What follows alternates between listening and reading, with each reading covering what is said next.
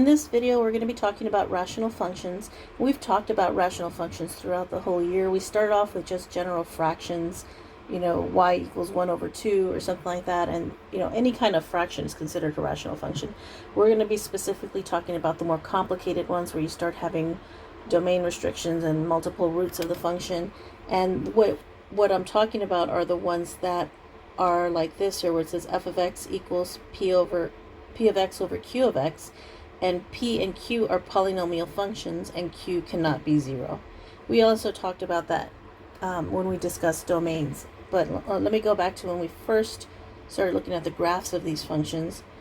And this was from the notes for parent functions and transformations. And we said rational functions can be called inverses sometimes, or called reciprocals sometimes.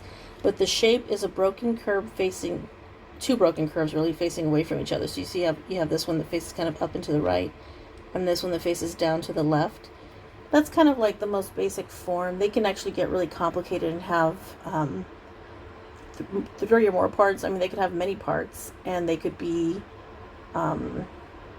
sometimes there's holes in the graph. So that's kind of what we're going to be talking today, are those more complicated types. Also, one of the more commonly asked questions you get, like in a college algebra class, would be for vertical asymptotes of a rational function.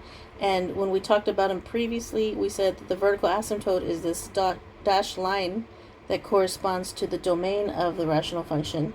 And then you had a horizontal asymptote. We didn't talk too much about it, but I think I just mentioned it, is this horizontal line that sort of is where you're splitting the graph.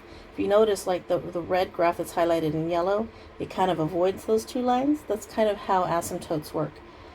And we also talked about, domains of functions. And we were doing this little activity here where we said that there were 3 types of functions that had special domains. One of them is where you have a variable in the denominator of a fraction. This is the rational function that we're talking about here, because we're talking about denominators now. And then we had radical functions, and this is the one where you have like an x in the radicand. We're not going to deal with that today, but just reminding you. And then we had logarithmic functions. That's where you had like y equals log of x. And we haven't even talked about log, so we're not worrying about that at this point. We're really focusing on this little guy, the rational functions. And the rule was that the denominator of that function cannot equal 0.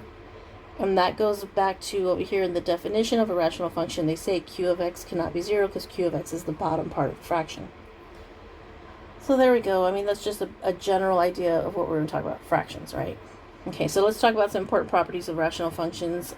Exclusions from the domain. We talked about the domain, that the denominator cannot be 0. But there's 2 types of exclusions. You can have what's called a removable discontinuity, which will look like a hole in the graph. Or you can have an infinite discontinuity, which is also sometimes referred, or usually it'll be called a vertical asymptote. Some teachers call it an infinite discontinuity. Kind of depends on if you're more of on a calculus track, they'll say infinite discontinuity. And let me show you what a hole in the graph looks like. I've got an example here. And here it is. There's a hole in the graph. Boom, right there. That's called a removable discontinuity. And it's removable because it's considered, I always tell people to think of them as like you're driving on a road and it's got a pothole. And there's your pothole. Like you're here, you're driving on the road, you're like driving, and then you come across this pothole, and then it continues going. And the thing about it is that potholes are pretty simple to fix. I mean, you could just drop some asphalt in them and you fix your pothole. So they're easily removed, and that's why they're called removable discontinuities. They're kind of holes in the graph, but there are ways to deal with them. They're pretty easy to deal with. They're not anything that's going to stop your graph from moving forward. Now, infinite discontinuities are like these vertical dotted lines that are right here, highlighting them in orange. This one has 2 infinite discontinuities, and they're also called vertical asymptotes. I'll probably refer to them more as vertical asymptotes in this video. It's just I'm used to that more, but it could be either when you have a different teacher. And if they're called infinite because they go on and they block this graph from continuing.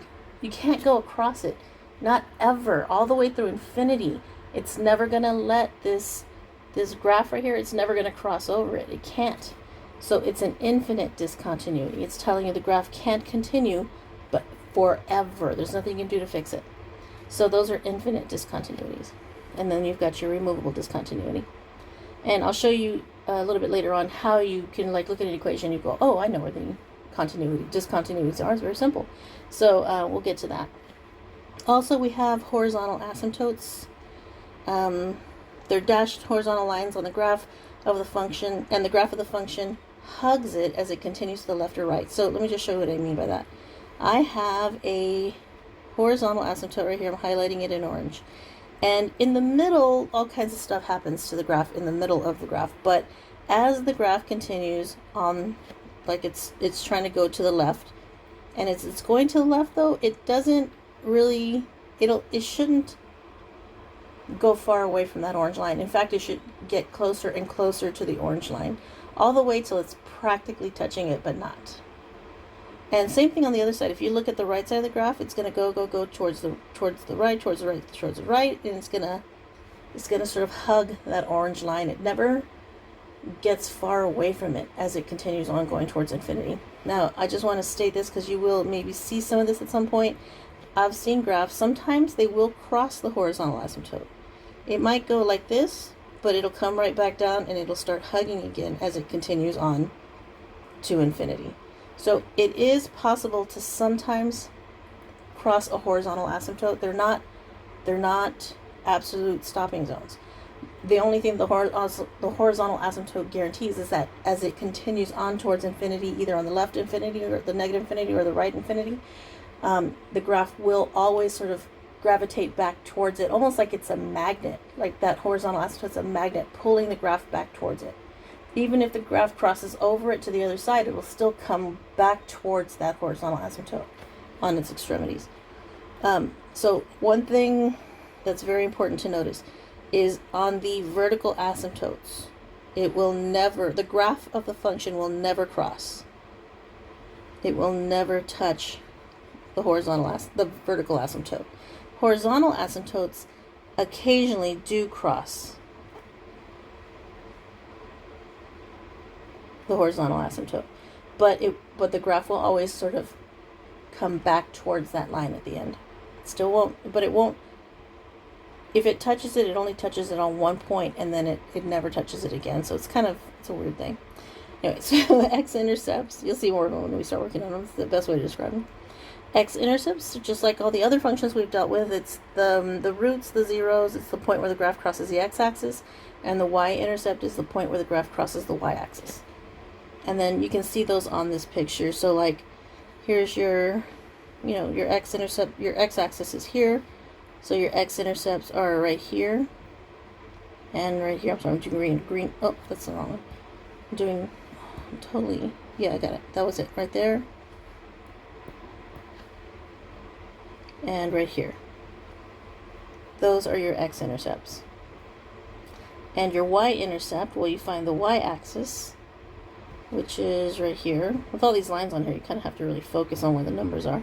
So there's your y-axis, and your y-intercept will be, I think it's, I put 9.5 when I did this one. But yeah, if you zoom in good, you can see it's 9.5.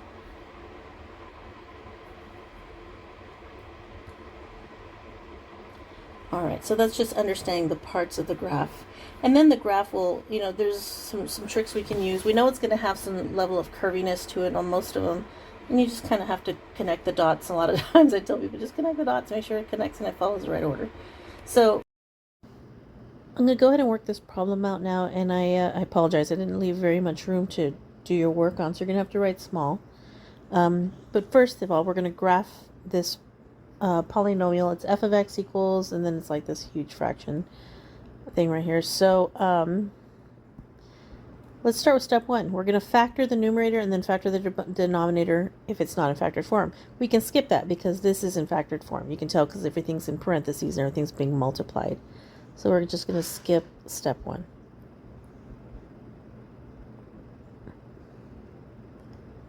All right, step two is to identify exclusions from the domain by setting the denominator equal to 0 or not equal to 0 and solving for x. So technically you can kind of skip this step for the purposes of graphing, but I'm going to do it anyway, just because a lot of times the teacher, and especially the college professors, like to ask you for the domain of the function. So I'm just going to put it on here. So x minus 2 cannot equal 0. X plus 4 squared cannot equal 0. And x minus 1 cannot equal 0. Okay, and then we just go through and solve each one of those.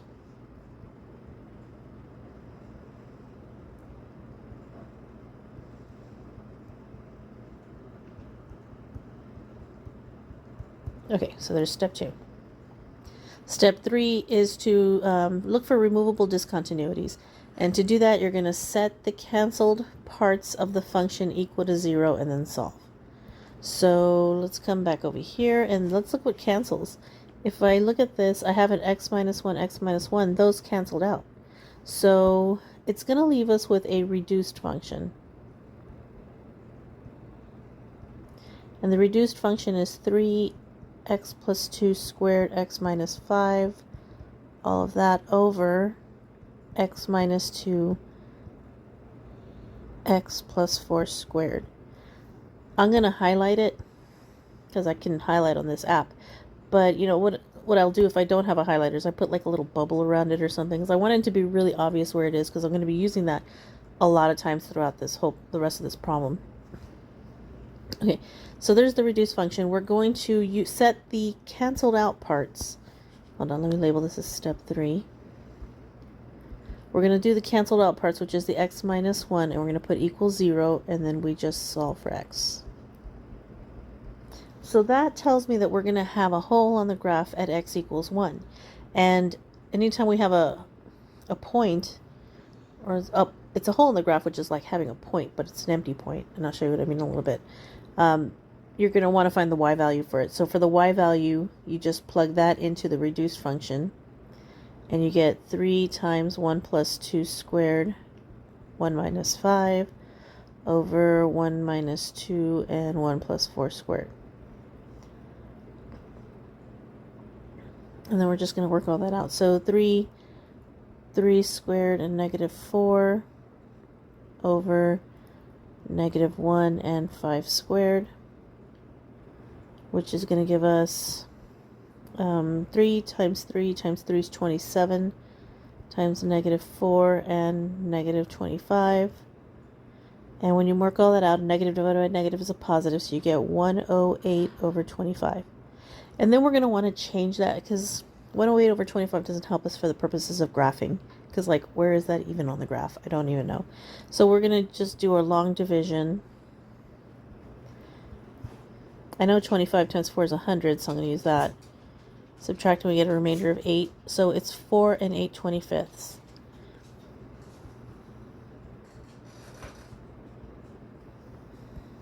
And there we have it. So that tells me that there's a hole in the graph, or a removable discontinuity, whatever you want to call it, at 1 and 4 and 8/25. So step 3 is where we start actually getting the parts of the graph to start plotting. So I'm going to go ahead and put the hole on the graph at 1 and 4 8/25, somewhere about here, maybe a little bit lower, but it's kind of hard to get to it. And when I say it's a hole in the graph, it looks just like a little hole in the graph, like that. All right, step 4 is to solve for vertical asymptotes. And to do that, you set the denominator of the reduced function equal to 0 and solve for x. So let's see, the denominator here is, I'm going to put vertical asymptotes. Vertical asymptotes. All right. And we do, so x minus 2 equals 0, and x plus 4 squared equals 0. So x equals 2. Over here, I'm going to square root both sides of the equation, so I'm not going to write it because I'm short on space. So minus 4, and x equals negative 4. And then we do want to pay attention to the multiplicities. I gave you a little chart here to help you. If the multiplicity is even, then the graph points in the same direction at that asymptote. If it's odd, the graph points in different directions at the asymptote. So let me show you what I mean by that. This first one, x minus 2, it had a power of 1 on it because we got it from right here. You notice there's no exponent on that. So it has a power of 1, which is an odd multiplicity, which means that it's going to, let me put that, odd multiplicity. So I know it's going to go in different directions.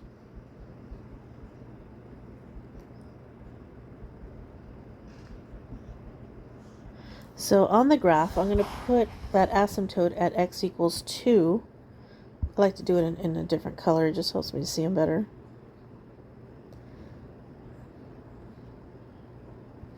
There it is.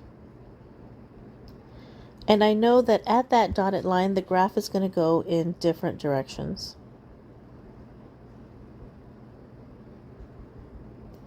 And what I mean by that is if one side goes up, the other one's going to be going down. Or it could be flipped. It could be the other way around, where maybe this side's going up. Oh, and it looks like it might because of that little hole in the graph. That means this side's going to be going down. So whatever's happening, I know that they're going in different directions. And later on, we'll get more details that'll help us figure out which way it's going to point. All right, and then on the other vertical asymptote, we had x equals -1, -4. But remember, that had a squared on it. It was to the second power. That's how I can tell that it's got a multiplicity of 2, which means it's got an even multiplicity, which means that it's going to go in the same direction at that asymptote.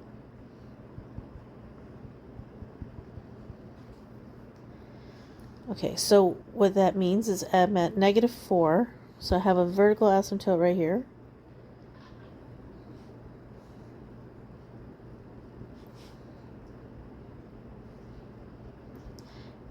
And I know that it's going to have, I'm just going to give you an example. If this side goes up on the left, then this side on the right is going to go up as well. Or maybe this one goes down, which means the other one's going to go down. So that's the only thing that that's telling us, is that, they're going to point in the same direction on either side of that red dashed line there. All right, let's do step 5, which is determine if the graph has a horizontal asymptote. We're going to compare the degree of the numerator to the degree of the denominator after factoring and doing the reduced form. All right, so step 5. Well, let's look at this. I have 3x plus 2 squared x minus 5. That has a degree of 3. Because if you look at the x's, you have an x squared and an x. So that x is squared and there's an x. That means that there's 3 x's altogether. And then in the denominator, you have x minus 2, x plus 4 squared. That one also has a degree of 3. Because the first x is x to the 1, and then the second x is x to the 2, so altogether it's x to the 3. So you have what's called a balanced horizontal asymptote. So the horizontal is not balanced. It's the degrees of the function are balanced in the numerator and denominator. So when you get that, the horizontal asymptote is y equals the leading coefficient of the numerator divided by the leading coefficient of the denominator. This is all stuff that we did in the polynomial section, so this should be pretty fresh in your mind. Over here, the leading coefficient on this one, there's a 3 here, there's a 1 here, and a 1 here, so you multiply that and you get 3. So we'll say y equals 3 over, and then we look at the denominator. There's a 1 in front of this x, a 1 in front of this x. Put it all together, you multiply it, and you get 1. So my horizontal asymptote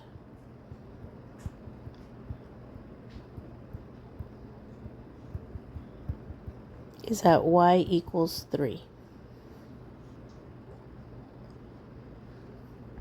Let me bubble some of these because we're going to need all these details to make the graph. Okay. And then the hole was here at 1 and 4. I'm already putting them on the graph, but just make sure you make it clear where they are, because I get a lot of college kids. The professors give them all these 8 steps to work out, and then they get all the way to the end and they don't know where the answers go anymore. So I like to bubble them, highlight them, underline them, box them, do something to show that where your answer is. So the horizontal asymptote is at y equals 3, which is right here.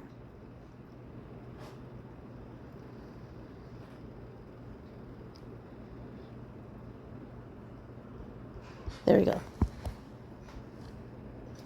So you see, we're starting to get like this roadmap. It's kind of telling you which way, you know, that you can go. I actually think of them a little bit more as like, for those of you that are driving or paid attention when your parents are driving, is the you have like concrete barriers sometimes in the roads, like when you're going on the expressway, and they'll have barriers, and you have to think of it as like you have like maybe a car and it's driving and it's trying to stay within those concrete barriers. That's sort of like what these asymptotes are. They're sort of guidelines. Horizontal asymptotes are a little bit more like the grass median between two lanes, and sometimes you see when traffic gets bad, people will cross over those medians. They're not supposed to, but they do, you know, and that's kind of, horizontal ones can be a little bit negotiable, you know. You can get through them even though you're not supposed to, but you can. Vertical asymptotes, though, these guys here, they're more like the concrete barriers. You cannot go past them. You will crash your car. So just remember that the horizontal ones a little bit, you can kind of get past it, but the vertical ones you never can. All right. So step 6.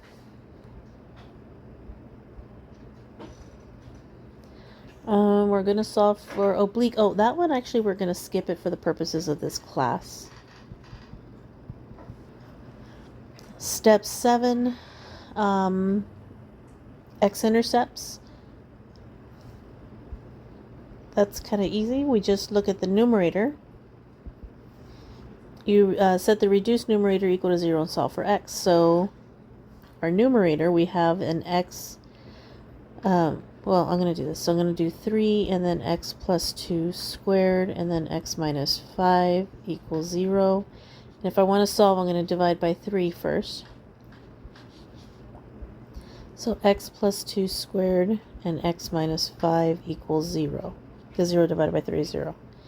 And then we're going to use zero product property. So we can say x plus 2 squared equals 0 or x minus 5 equals 0. And then we just solve. So minus 2, x equals negative 2. Plus 5, x equals 5. Now we're going to go back to polynomial stuff. We said that if it had an even multiplicity, like this one has this second degree on it, so that means it's even multiplicity.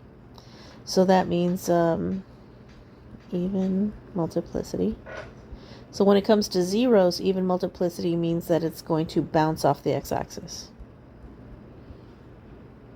And then this one had an odd multiplicity. So this one's going to cross.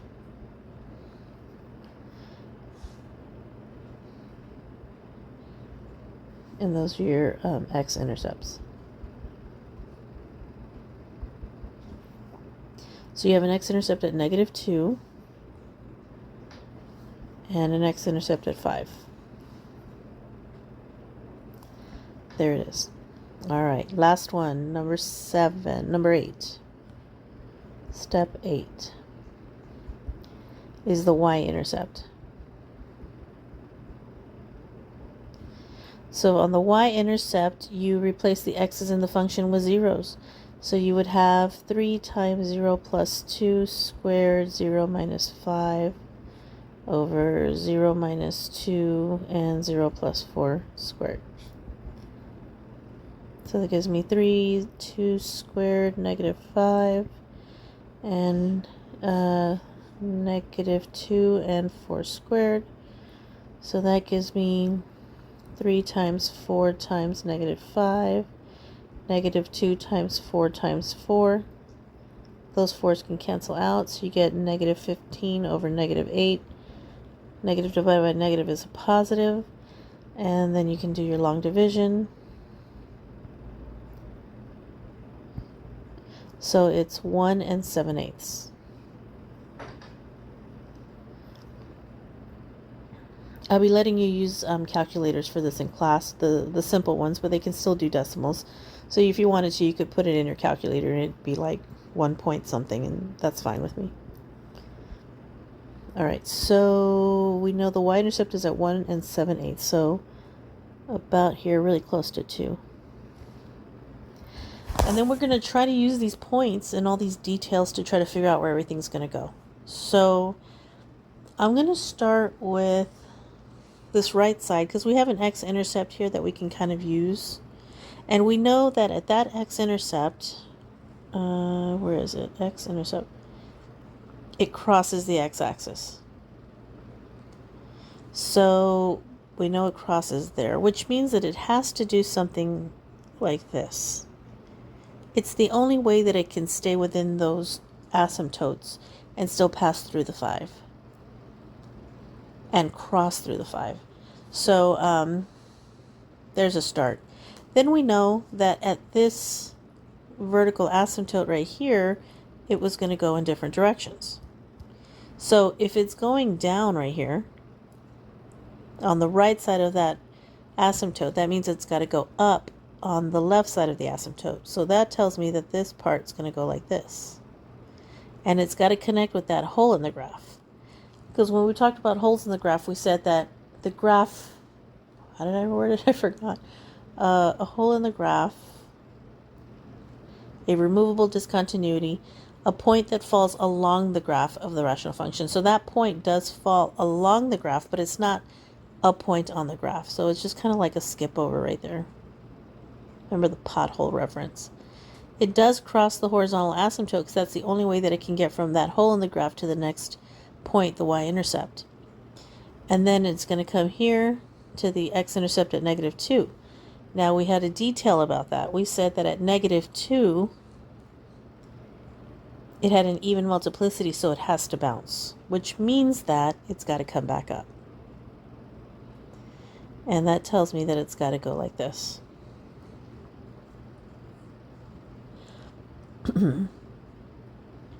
I know it doesn't go back down after that because, at least within those two asymptotes, because it would need another x-intercept. Like if it came back down like this, then why isn't there an x-intercept there? So, I mean, it's just a lot of trying to balance a lot of details, but that's it. So here it's going up, and then you have another asymptote at -4. And at -4, we said that it had an even multiplicity at that asymptote, so it was going to be in the same direction, which means if it's up there, that means it's up here. And then that tells me the graph's got to go like this. They can be a little difficult every once in a while. Like if you're like, well, how did you know it did that? Well, that's step number 9. You can make a table of values for a few more points to interpret which way the data goes. So, I mean, if you wanted to, you could do like an X and Y table, and you could plug in -6 or -7, -8, because you're curious about what's happening here, here, or here. So, I mean, you could plug in like -8. If I plug in -8 into the reduced function, that gives me 3 times -8 plus 2 squared and 8 minus 5 over -8. Oh, I forgot the negative on that. -8 minus 2 and -8 plus 4. You don't have to write this one down. I'm just showing you what I would be doing if I were confused. So it would be 3 and then -6 squared, -13, and then here's -10, 8, -4 squared. That's a lot of math. I don't even really want to work that out. But I mean, it's going to be something like 3.1 or something like that. I'm just going to put that in there, like 3.1. So I know here at -8, it's like right above the 3. So you'd be doing that just to see which way it goes. If you were like going, I just can't tell really how those points are going to connect or what's going to happen there, you can always just make a table of values and just pick several points to help fill in the blanks of what you're missing. So there it is. There are 9 steps for working with this rational function.